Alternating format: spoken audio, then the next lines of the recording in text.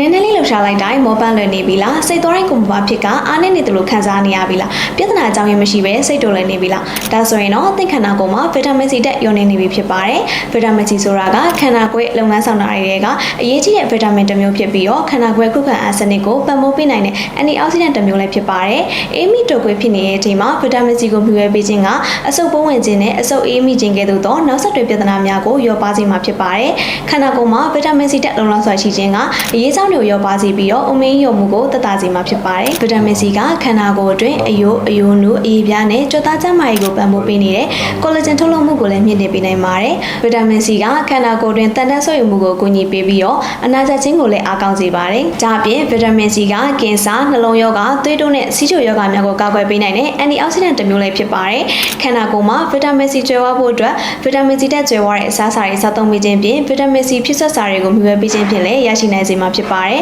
ဗီတာမင်စီတက်ကျွဲဝပြီးတော့ကျန်းမာလာပါတဲ့ဘဝတွေကိုပိုင်ဆိုင်နေကြပါစေရှင်